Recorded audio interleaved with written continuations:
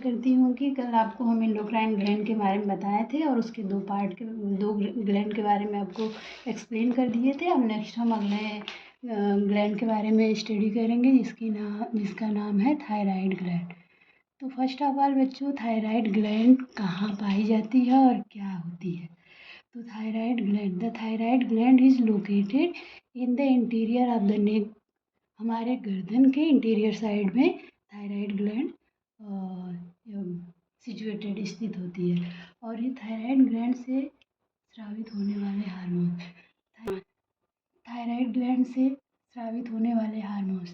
Gland से दो प्रकार के हार्मोन स्रावित होते हैं। पहला है T4 जिसे थायरॉक्सिन हार्मोन्स कहते हैं। थायरॉक्सिन हार्मोन्स को टेट्राआइडोथायरोनिन भी कहते हैं।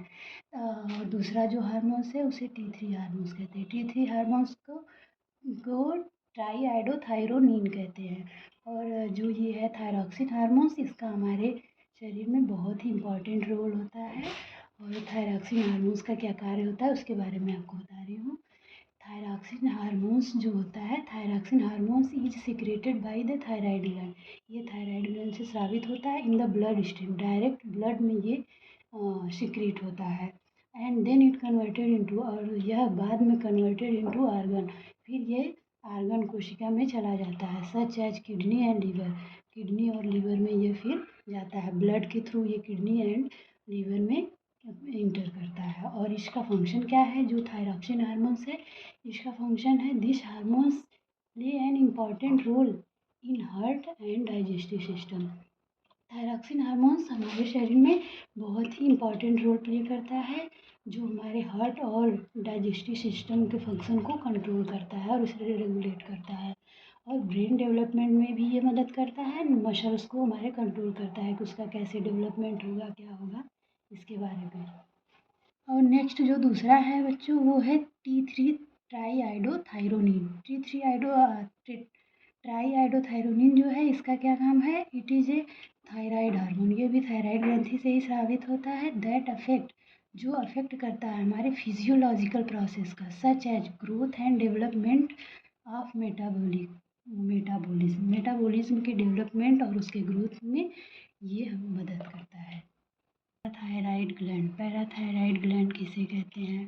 पैराथायराइड से, जो थायराइड ग्लैंड के बगल में ही ये भी स्थित होती है। पैराथायराइड ग्लैंड से जो हार्मोन सिक्रेट होता है उसे क्या कहते हैं? पैराथार्मोन्स and calcitonin.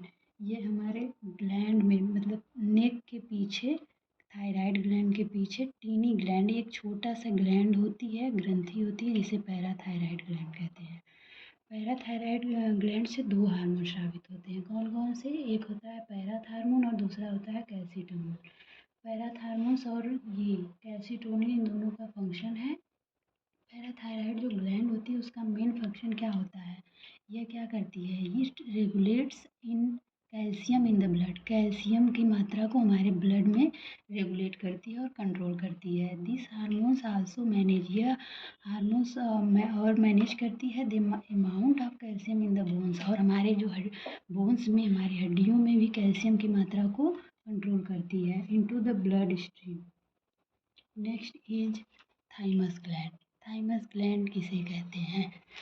The thymus gland is located behind the sternum and between the lungs. Sternum और लंग्स के बीच में यह स्थित होती है। This gland is only active until puberty. यह ग्लैंड केवल प्यूबर्टी, मतलब बचपन में ही, मतलब this gland is only active until puberty, मतलब जब तक कि वयस्कावस्था नहीं आ जाती तब तक यह ग्लैंड एक्टिव रहती है, उसके बाद यह डेड हो जाती है। Thymus start to shrink after puberty, मतलब वयस्कावस्था में आने के बाद यह ग्लैंड फैट में कन्वर्ट हो जाती है, यह डेड हो जाती है। यह हमारे इम्यून सिस्टम को, बचपन में हमारे इम्यून सिस्टम को, इम्यूनिटी को मजबूत करने के लिए, स्ट्रांग बनाने के लिए